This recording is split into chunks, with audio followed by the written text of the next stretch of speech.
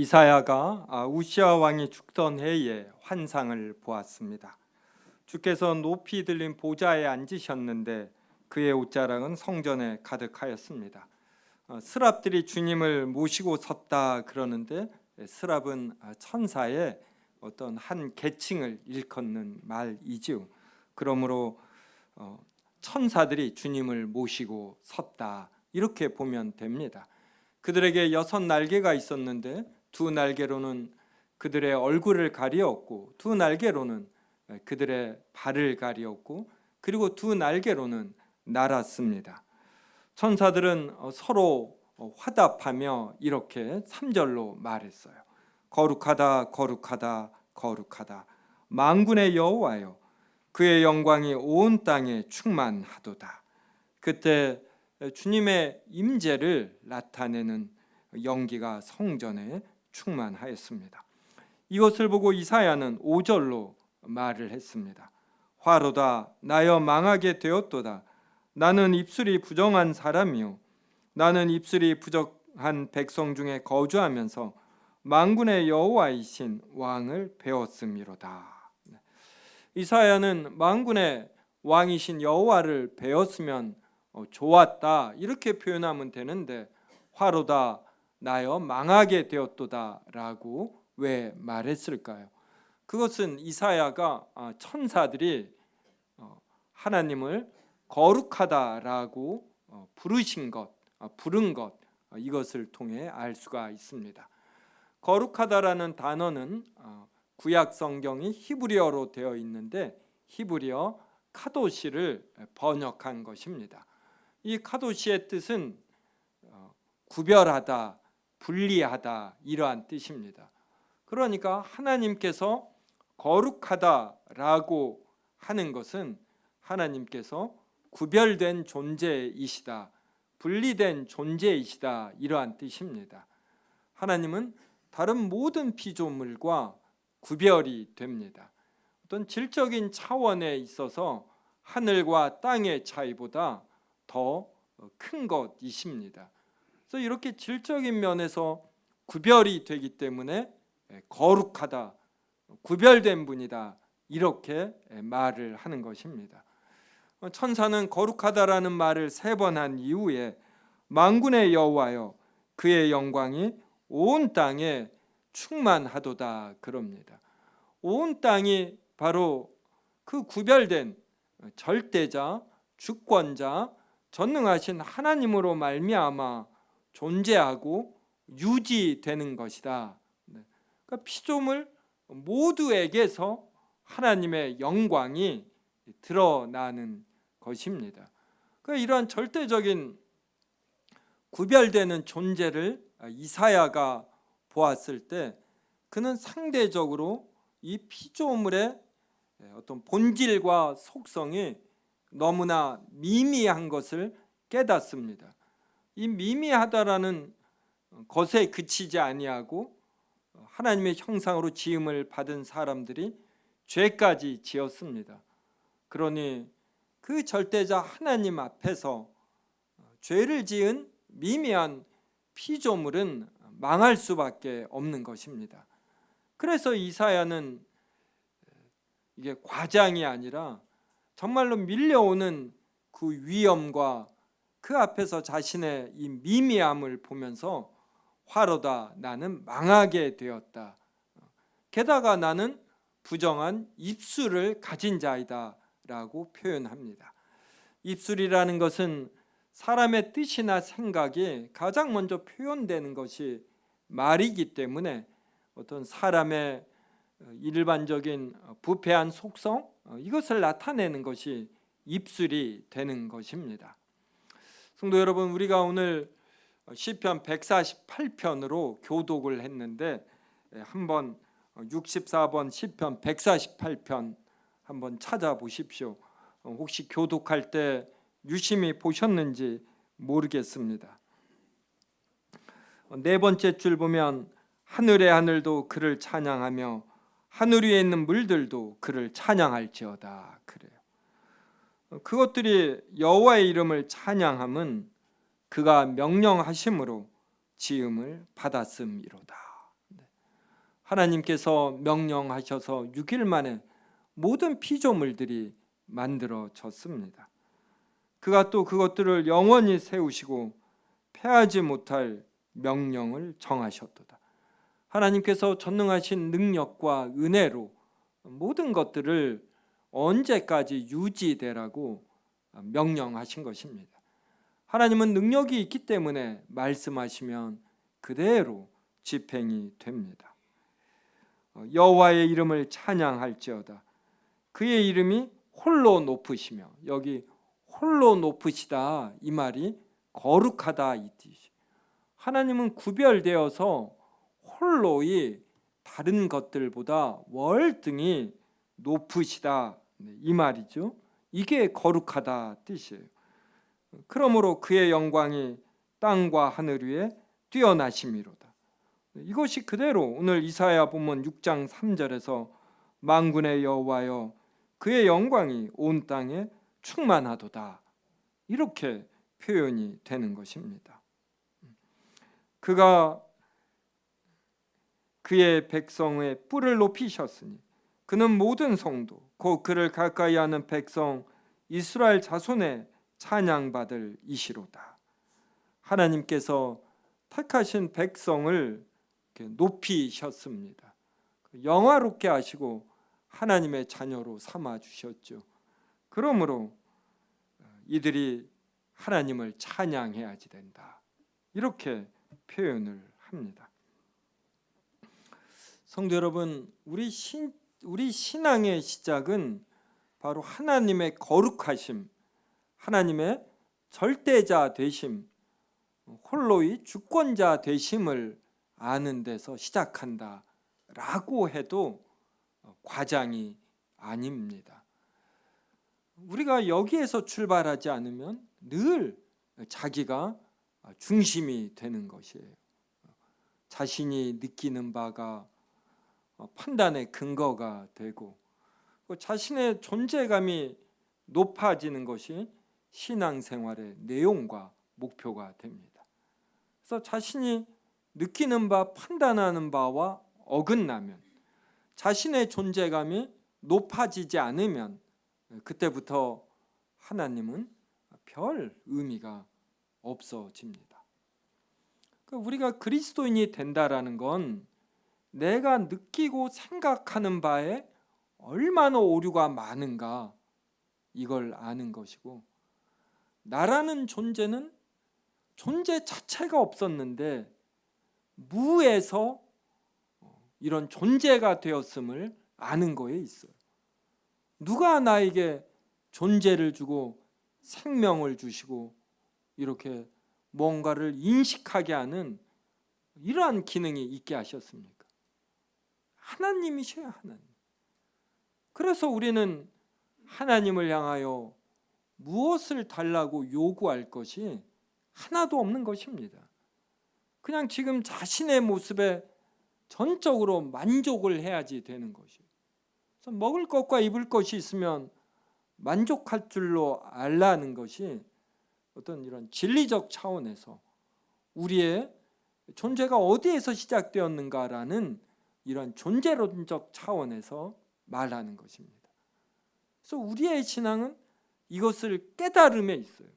이것을 얼마만큼 아는가. 하나님은 정말 홀로이 높으신 분이시다. 거룩하신 분이시다. 그분에 비하여 우리는 얼마나 미미한가. 존재 자체를 하나님께 빚진 자이다. 이것을 아는 것에 있습니다. 그때 하나님께서 8절로 말을 하십니다. 내가 누구를 보내며 누가 우리를 위하여 갈고. 그 전에 천사가 제단에 있는 숯을 이사야의 입에 대면서 이제 내 죄가 사하여졌다 그럽니다. 하나님의 성전이 있는 제단에서 희생 제사로 말미암아 이 죄지은 자들이 용서함을 받지요. 이렇게 한 후에 하나님께서 내가 누구를 보내며 누가 우리를 위하여 갈고 합니다. 그러자 이사야가 8절에서 내가 여기 있나이다, 나를 보내소서 그럽니다. 이것은 이사야가 교만의 차원에서 하는 것이 아니라 그 거룩하신 하나님의 뜻에 부응하지 못하는 자신과 이스라엘 백성을 보며 하나님 앞에서 너무나 죄송한 것입니다.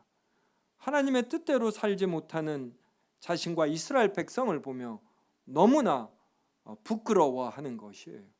그래서 그 일에 자신의 미약한 힘이 남아 사용되어지기를 바라며 내가 여기 있나이다, 나를 보내소서, 이렇게 이사야가 말을 합니다. 그러니까 우리는 교회에서 무엇을 섬길 때, 또 인생을 살아가며 무엇을 할 때 늘 이렇게 이사야와 같은 자세로 해야지 됩니다. 우리의 존재감을 높이려는 차원이 아니라 홀로 높으신 하나님의 은혜와 능력을 받은 자로서 그 하나님의 은혜에 부응하는 자의 자세로 무언가를 행하는 것이죠. 이런 이사야에게 하나님은 9절과 10절로 말씀하셨습니다. 한 절씩 읽겠습니다. 여호와께서 이르시되 가서 이 백성에게 이르기를 너희가 듣기는 들어도 깨닫지 못할 것이요 보기는 보아도 알지 못하리라 하여 이 백성을 나게 하며 그들의 귀가 막히고 그들의 눈이 감기게 하라. 명령하건대 그들이 눈으로 보고 귀로 듣고 마음으로 깨닫고 다시 돌아와 고침을 받을까 하노라 하시기로. 성도 여러분, 이 말씀 이해가 되셔요? 하나님께서 이사야를 보내시면 이사야를 통해서 많은 이스라엘 백성이 돌아오게 하셔야지 되잖아요. 근데 이게 반대입니다. 그러니까 이 말씀을 깨달으면 제가 단언컨대 그리스도인이에요. 이걸 못 깨달으면 비그리스도인이다 라고 할 수는 없지만 그런데 굉장히 아쉬운 겁니다. 오늘 이 말씀을 꼭 깨달으려고 해보셔요. 그러면 우리 신앙의 삶이 이렇게 달라집니다. 너희가 듣기는 들어도 깨닫지 못할 것이요 보기는 보아도 알지 못하리라, 이렇게 선포하라는 거예요, 이사야에게. 그리고 하나님은 이들이 눈으로 보고 귀로 듣고 마음으로 깨닫고 다시 돌아와 고침을 받을까 하노라. 그러니까 하나님께서 고침을 받지 않기를 바라시는 거예요. 이런 하나님 이해되셔요? 이걸 우리가 알기 위해서 이 내용을 그대로 인용하셔서 말씀하신 분이 있어요. 누구시냐면 예수 그리스도이십니다. 이 내용이 마태복음 13장 10절부터 17절에 나와 있습니다. 주보에 있으니 저와 한 절씩 읽겠습니다. 제자들이 예수께 나와 이르되 어찌하여 그들에게 비유로 말씀하시나이까? 이르시되 천국의 비밀을 아는 것이 너희에게는 허락되었으나 그들에게는 아니 되었나니. 무릇 있는 자는 받아 넉넉하게 되되 없는 자는 그 있는 것도 빼앗기리라. 그러므로 내가 그들에게 비유로 말하는 것은 그들이 보아도 보지 못하며 들어도 듣지 못하며 깨닫지 못함이니라. 이사야의 예언이 그들에게 이루어졌으니 일렀으되 너희가 듣기는 들어도 깨닫지 못할 것이요 보기는 보아도 알지 못하리라.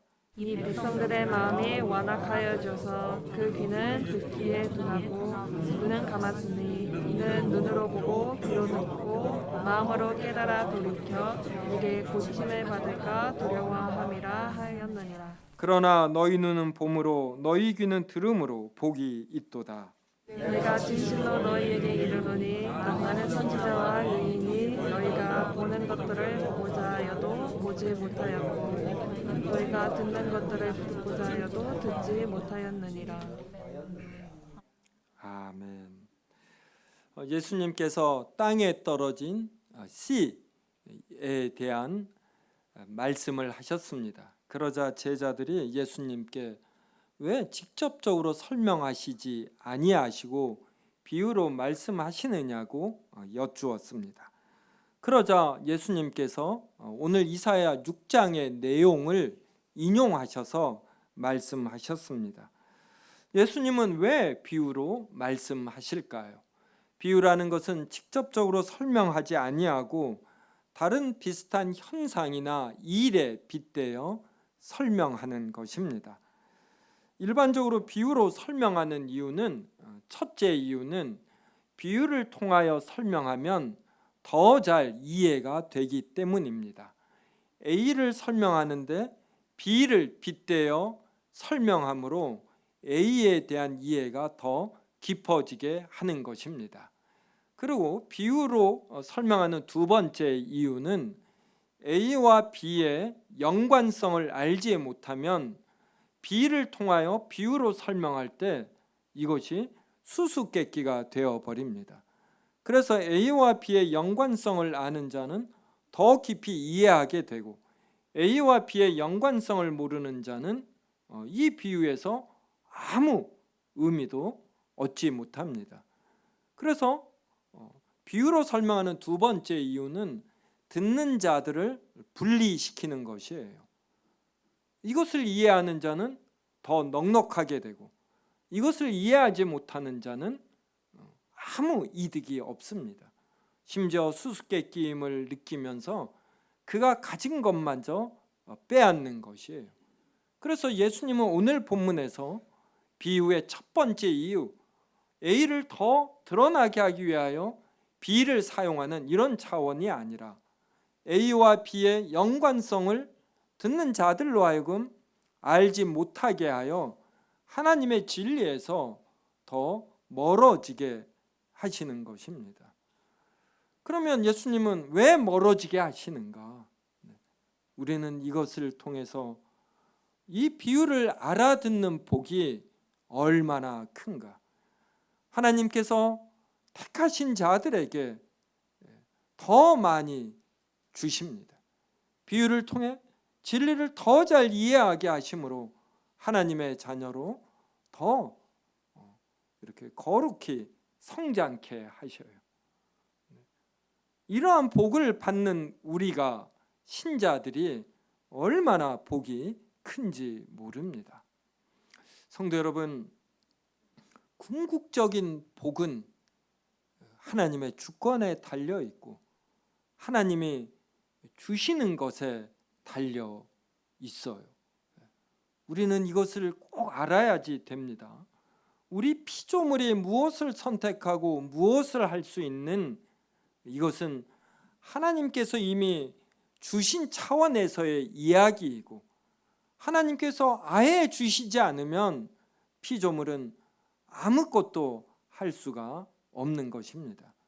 그래서 피조물은 빨리 이것을 깨달아야지 돼요. 하나님께서 구약시대에 그렇게 많은 민족과 나라가 있지 않았습니까? 그들 중에 이스라엘만 택하셨어요. 그들에게 하나님께서 말씀을 주시고 하나님의 자녀로 이렇게 길러 가셨습니다. 신약시대에는 이것이 모든 민족에게 넓혀졌지만 모든 민족, 모든 사람이 아니라 또 그들 중에서 일부가 하나님의 택함을 받아 하나님의 자녀가 되는 것입니다. 하나님의 택함에서 멀어진 자, 그들은 그들의 강팍함으로, 그들의 죄로, 그들의 자신감과 그들의 헤아림으로 하나님을 거역하고 자신의 뜻과 자신의 목표를 향해 살아갑니다. 하나님께서 어떻게 이루실 수 있느냐는 생각이 들 것입니다. 그런데 우리가 생각해야 할 것은 하나님께서 어떻게 이 세상을 창조하셨고 우리를 사람으로 만들어 주시고 특별히 신자들을 하나님의 자녀로 택하셨는지를 생각해야 합니다. 우리는 이 아름다운 지구에 살 명분, 그리고 권리, 능력이 없습니다. 우리는 하나님의 형상으로 지닌 사람으로 태어난 권리가 없습니다. 하나님의 형상으로 지음을 받은 사람들 중에서 또 특별히 택함을 받은 자가 하나님의 자녀가 되는데, 우리들 중 그 누구도 하나님의 자녀가 될 자격, 권리, 능력이 없는 것이에요. 이것을 우리는 정말 온 몸으로 받아들이고 깨달아야 됩니다. 그때 우리에게 주어지는 것이 평안함이에요. 평안함. 그리고 자신감입니다. 내가 내 거라고 할 것이 하나도 없구나. 나는 모든 것을 하나님께 빚지고 있구나. 그때 우리는 모든 것을 내려놓는 것입니다. 그때 평안이 밀려. 지금 나에게 있는 모든 것이 하나님의 은혜이구나. 그러니 감사함이죠. 감사. 누가 좀 가져가도 되는 것이고, 나에게 현재의 모습을 주신 하나님께서 내가 이 땅을 떠날 때, 우리가 이 땅에서 죽을 땐 우리가 할 수 있는 것이라고는 아무것도 없습니다. 눈꺼풀 하나를 우리가 못 깜박입니다. 그때 아무 힘이 없는 그때 우리에게 부활과 영생을 주시는 분이 하나님이신 거예요. 하나님께서 은혜로 택하신 자들에게 하나님의 전능하신 능력을 부활과 영생으로 다시금 나타내시는 것입니다. 성도 여러분 중에 하나님께 서운함을 갖는 분이 계신지 모르겠어요. 그리고 인생에서 당한 너무나 큰 슬픔이나 어떤 사고로 인해서 거기에 갇혀 있는 분이 있는지 모르겠습니다. 이것은 피조물의 자세가 아니에요. 이것은 자기 자신에게 이렇게 할 수 있는 권리가 있고 존재감이 있다고 여기는 것입니다. 이것은 자기를 부인하는 것이 아니에요. 예수님께서 자기를 부인하고 십자가를 지고 따르라는 것은 우리 각자가 무임을 하는 거예요. 아무것도 아니다, 우리는. 그런데 이렇게 존재를 갖고, 존재인데 무생물이 아니라 생물의 이런 생명을 갖고, 여러 생명체 중 특별히 하나님의 형상을 가진 만물의 영장 사람으로 지음을 받은 것입니다. 우리는 이 은혜를 찬양해야지, 은혜가 임하지 않은 자들을 인해 하나님을 비난하면 안 됩니다. 저는 개들을 참 여러 마리 키워봤습니다. 때때로 감정이입이 됩니다. 그런데 개는 개예요. 개와 깊은 이 교류, 이게 안 됩니다. 10년이나 20년 지나면 죽습니다. 개에게는 이만큼의 영광이 주어진 것이에요. 이 개는 왜 사람이 안 될까? 이러한 질문이, 왜 예수님은 비유를 통해 일부를 제외시키는가? 이것과 같은 질문입니다. 여러분이 길거리에 있는 고양이를 보며 그가 고양이인 것을 인정하신다라면 예수님께서 왜 비유로 일부를 제외시키시는가? 이것도 넉넉히 받아들이시고, 우리가 그 은혜에 참여한 자가 된 것, 이것을 크게 감사하고 찬양해야지 됩니다. 마태복음 13장 보십시오. 11절에서 천국의 비밀을 아는 것이 너희에게는 허락되었다. 근데 그들에게는 아니 되었다. 무릇 있는 자는 받아 넉넉하게 되되 없는 자는 그 있는 것도 빼앗기게 된다. 이러면서 16절 보십시오. 너희 눈은 봄으로 너희 귀는 들음으로 복이 있도다. 너희가 들을 수 있게 된 것이 하나님의 은혜이니 그러니 너희가 얼마나 복이 있는 자이냐, 이 말이에요. 그래서 너희가 보고자 하는 이것을 많은 선지자와 의인이, 구약 시대의 많은 선지자와 의인이 보고자 했는데 보지 못하였다. 듣지 못하였다. 그러니 지금 너희가 나 예수 그리스도를 통해 듣고 보는 것이 얼마나 귀한 것이냐, 이걸 알라라는 것입니다.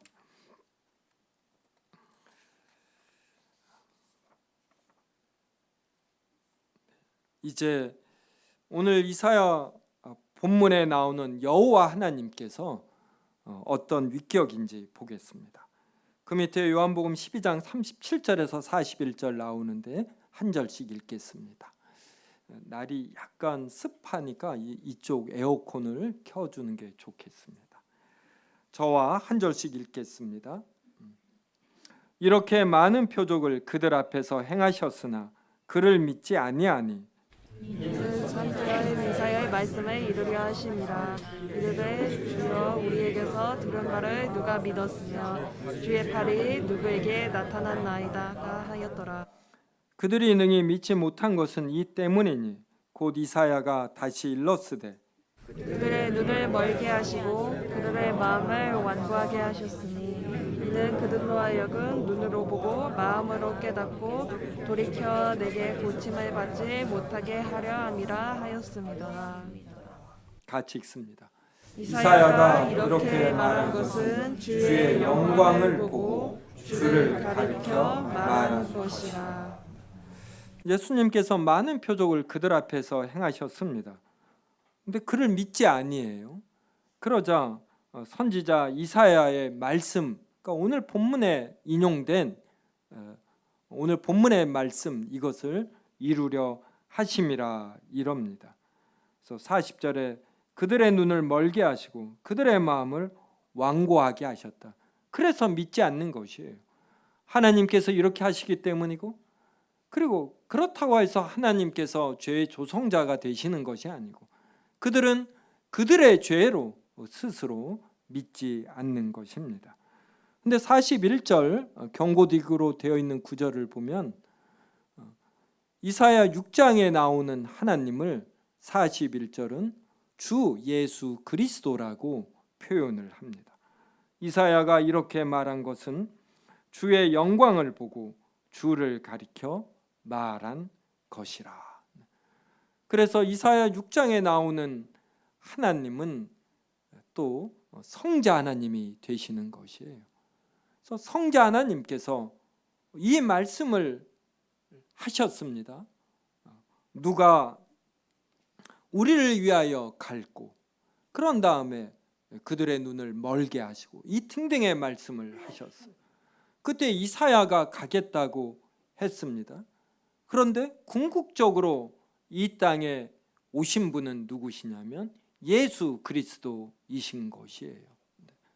그래서 이미 이사야 6장에서 성자 하나님께서 성부 하나님과 함께 성령 하나님 안에서 이러한 위대한 일들을 행하십니다. 그래서 성자 하나님은 이사야 6장의 말씀을 이루려면 어떻게 해야지 돼요?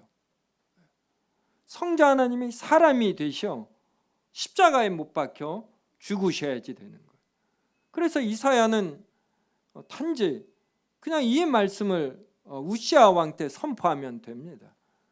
근데 이사야가 한 말이 완전히 집행이 되려면 성자 하나님은 사람이 되셔 우리 사람들의 죄를 대신 짊어지고 죽으셔야지 돼요. 그래서 우리가 삼위일체를 알면 구약 성경이 더 온전히 해석이 되고 우리에게 은혜가 더 큽니다. 성부 하나님도 영원하시고 성자 하나님도 영원하시고 성령 하나님도 영원하시지 않습니까? 그러므로 구약 시대에도 성자 하나님도 성령 하나님도 계신 것이에요. 그래서 똑같이 성부 하나님과 함께 이 일을 하신 것입니다. 그래서 아브라함에게 말씀하신 하나님이 성부 하나님만이 아니시고 성자 하나님도 되고 성령 하나님도 되시는 거예요. 그래서 성자 하나님이 아브라함에게 내가 너로 모든 족속에 복의 근원이 되게 할지라 너희 후손을 하늘의 별처럼 많게 하리라 라고 말씀하실 땐 이 일이 가능하도록 나는 때가 되면 사람이 되어 십자가에 죽는다 라는 내용을 담아서 말씀하시는 것입니다. 또 주보 교회 소식 밑에 보면 사도행전 28장이 나옵니다. 23절부터 28절도 저와 한 절씩 읽겠습니다.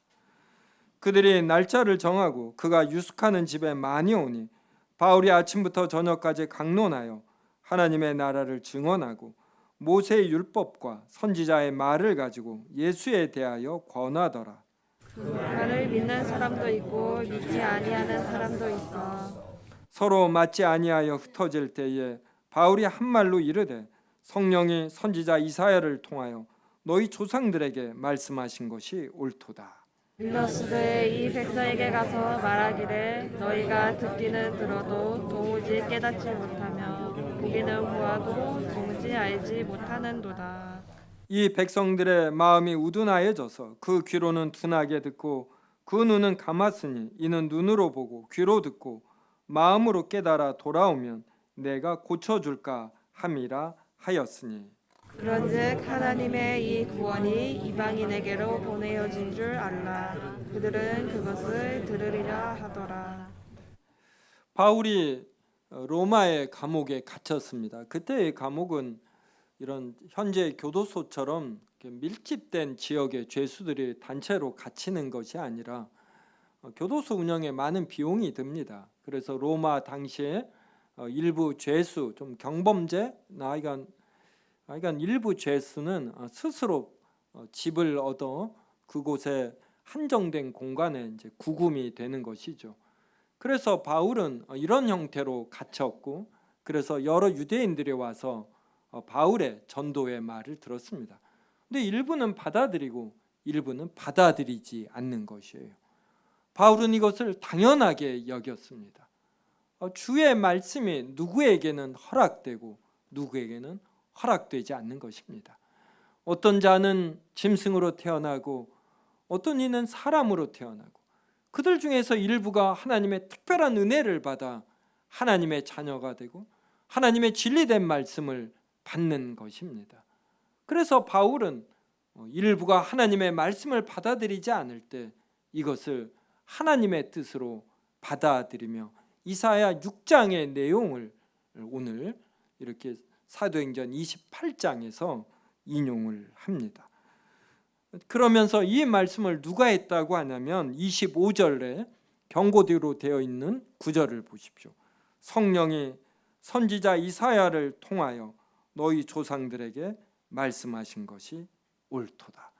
그래서 이사야 6장에 나오는 하나님을 성령 하나님이라고 바울이 말을 합니다. 그래서 성령 하나님은 성부 하나님으로부터 성자 하나님으로 말미암아 똑같이 구약 시대에 일을 하신 것이에요. 그래서 이사야 6장에 나오는 하나님을 성령 하나님으로 볼 때 성령 하나님은 이사야에게 이 말씀을 전하며 너가 나를 위하여 이스라엘 백성에게 말씀을 전할 때 일부는 그 마음을 돌 같은 마음을 부드럽게 하여 하나님의 말씀을 듣는 자로 만들고 일부는 그 마음이 강팍한 그 상태로 그대로 두시겠다고 말하는 것입니다.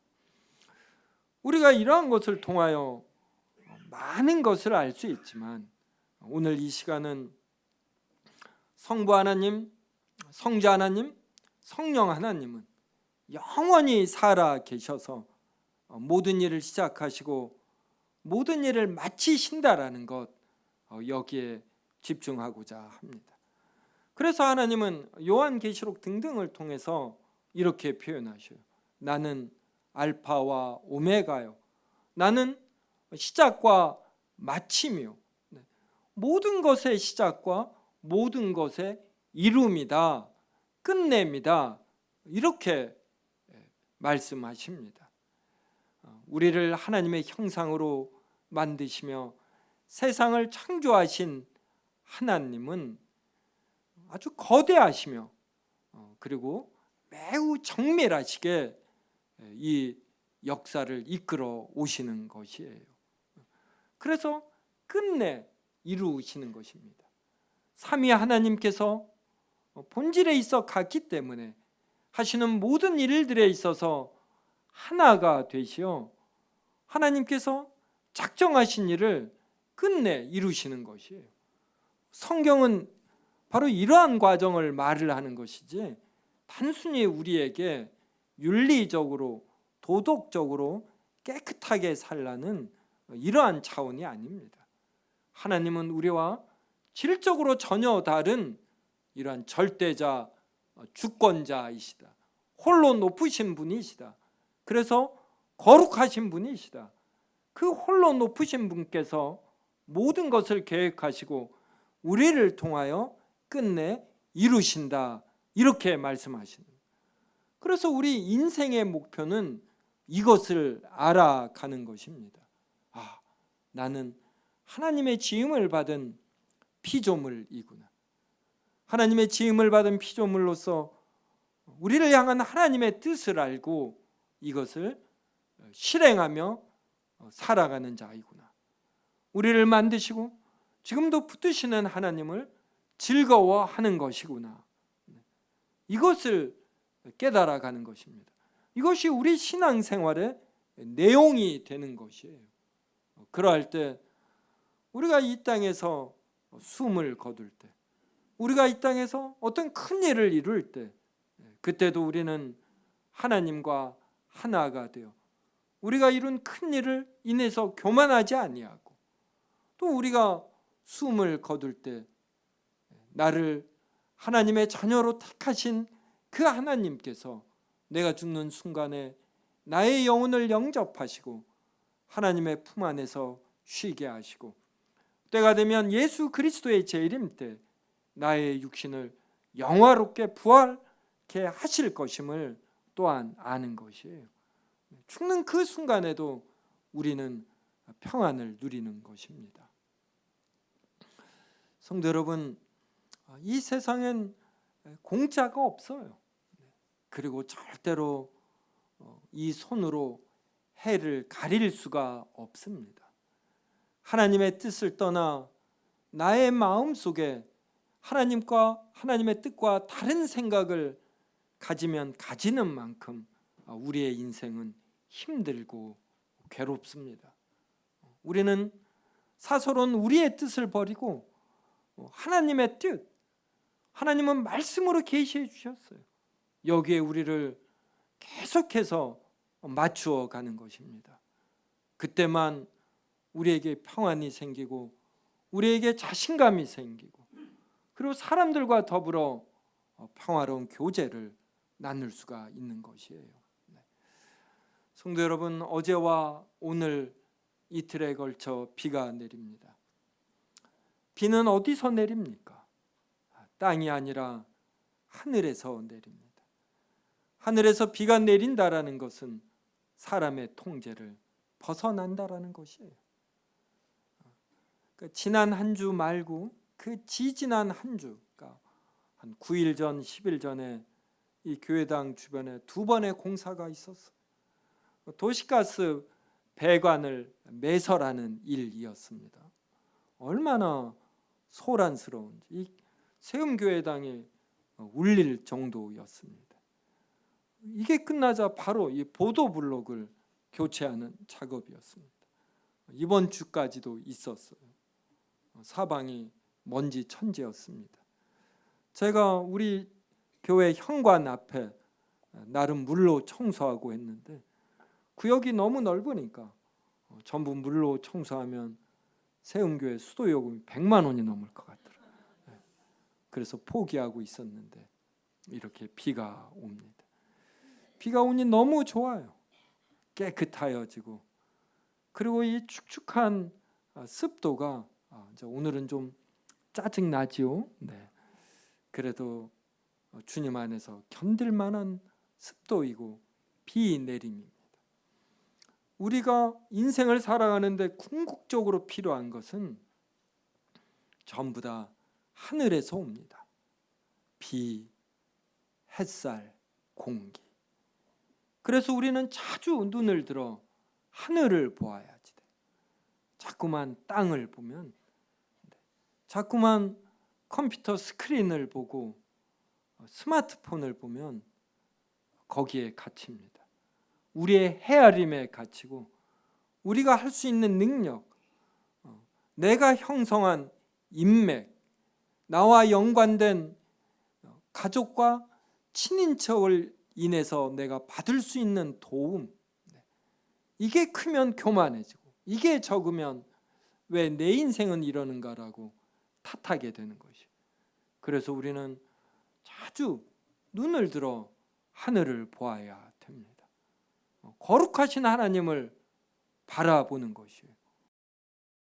온 땅 위에 충만한 하나님의 영광을 보고 그 하나님께서 나를 자신의 자녀로 택하셔서 눈동자처럼 보호하십니다. 성도 여러분이 그 하나님을 자주 느끼셔야지 돼요. 어떤 골방에서 느끼셔야 합니다.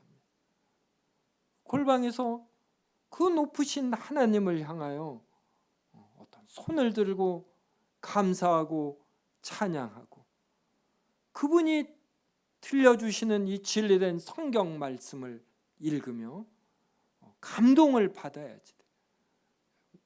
우리의 신앙생활은 어쩌면 홀로 있을 때 하나님을 어떻게 느끼고 감사하고 찬양하는가, 이만큼 사는 것인지 모릅니다. 하나님께서 왜 거룩하시다라는 칭호를 받는가 깊이 생각하고 깊이 깨달음으로 그 홀로 높으신 하나님의 자녀가 됨을 이번 한 주간 크게 즐거워하시기를 바랍니다. 기도하겠습니다.